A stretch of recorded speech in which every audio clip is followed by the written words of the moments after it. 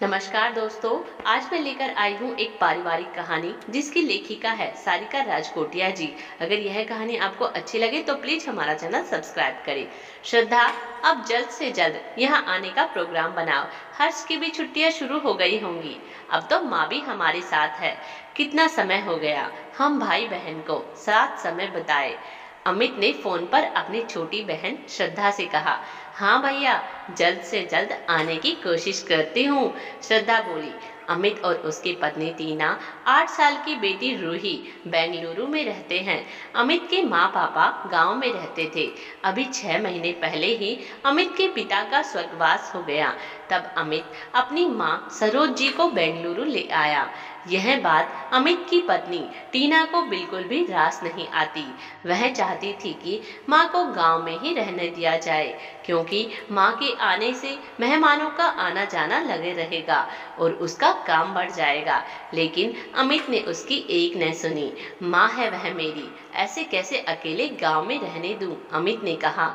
यहाँ श्रद्धा बड़े उमंग से मायके जाने की तैयारी शुरू करती है। बाजार जाकर भतीजी के लिए गिफ्ट, उसके शहर के स्पेशल खोए की जलेबी, मिनी कचौरिया, नमकीन ले लेती है। भाभी के लिए ब्रांडेड पर्स ले लिया। भैया के लिए एक अच्छी सी शर्ट ली। माँ के लिए एक सुंदर सी कॉटन की साड़ी ली। अब तो उसे लग रहा था उसके पंख लग जाए और वह झट से भाई के घर पहुंच जाए। टीना, आज मेरा ऑफिस में बहुत जरूरी प्रेजेंटेशन है, इसीलिए तुम ड्राइवर के साथ श्रद्धा को लेने स्टेशन चली जाना, अमित बोला। यह बात जब श्रद्धा को पता चली तो उसने कहा, इतना परेशान होने की कोई बात नहीं, मैं ओला या टैक्सी से आ जाऊंगी।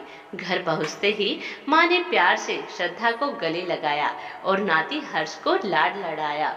माँ, भाभी दिखाई नहीं दे रही, श्रद्धा बोली। योगा कर रही होगी, तू आराम से बैठ, मैं तेरे लिए चाय बनाती हूँ, माँ ने कहा।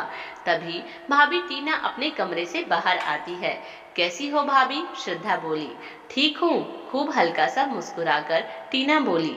भाभी, यह लीजिए खोए की जलेबी, कचौरिया, नमकीन और यह आपके लिए पर्स। अरे, यह इतनी हैवी मिठाई और इतनी ऑयली कचौरी कौन खाता है? बेकार में पैसे खर्च कर दिए, टीना मुंह बनाते हुए बोली। पर्स को एक नजर ठीक से देखी भी नहीं और किचन की तरफ चली गई। श्रद्धा थोड़ी उदास हो गई। मेरी तो आज लंच किटी है, मैं तो थोड़ी देर में निकल जाऊंगी। आपके लिए लंच में क्या बना दूं? टीना बोली। पहले कुछ गरम नाश्ता तो बना दो, माँ ने कहा। टीना ने श्रद्धा के द्वारा लाया गया नाश्ता ही एक प्लेट में निकाल दिया। पहली बार तुम्हारी ननद 3-4 दिनों के लिए आई है, क्या जरूरी है तुम्हारा जाना? माँ ने धीरे से कहा। जाने दीजिए ना मम्मी, भाभी को। और भाभी, आप खाने की चिंता ना करो, मैं सब देख लूंगी, श्रद्धा बोली।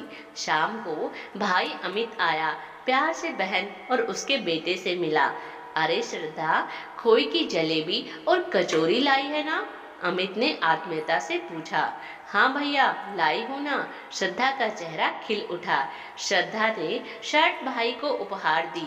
अरे वाह, बहुत अच्छी चॉइस है तेरी, अमित बोला। श्रद्धा को भाभी का व्यवहार बहुत दुख पहुंचाता। वह तो इस घर की बेटी है, तो क्यों उसके साथ किसी अनचाहे मेहमान की तरह व्यवहार किया जा रहा है? श्रद्धा का बेटा भी बोर हो रहा था। उसने सोचा था मामा की बेटी के साथ खूब खेलेगा। श्रद्धा ने सोचा, इतने बड़े शहर आई है तो अपने पति और सासू माँ के लिए कोई उपहार लेना चाहिए। भाभी को बाजार साथ चलने को कहती हूँ।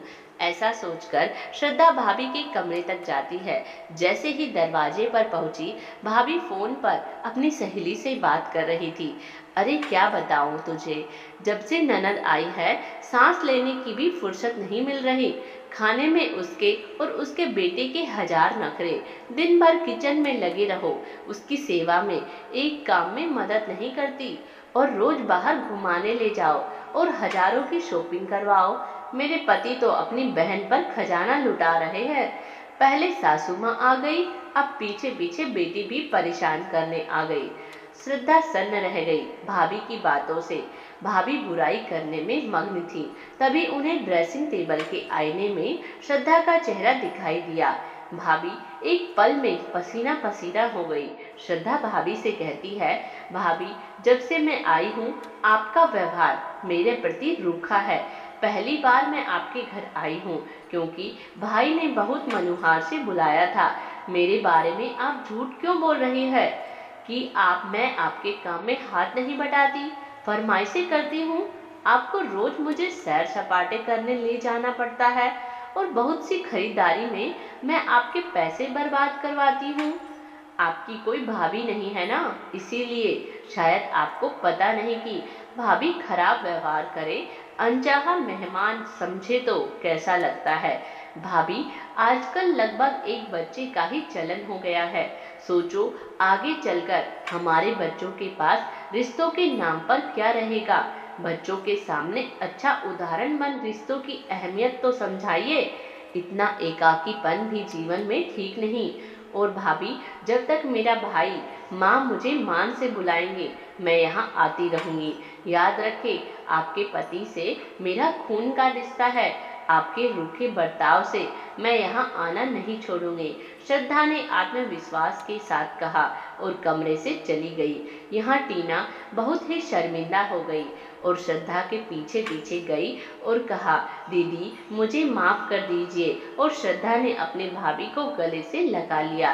दोस्तों, भाई बहन का रिश्ता उम्र भर महकता है और अगर एक दूसरे का साथ हो तो मुश्किलों में भी कम नहीं होता।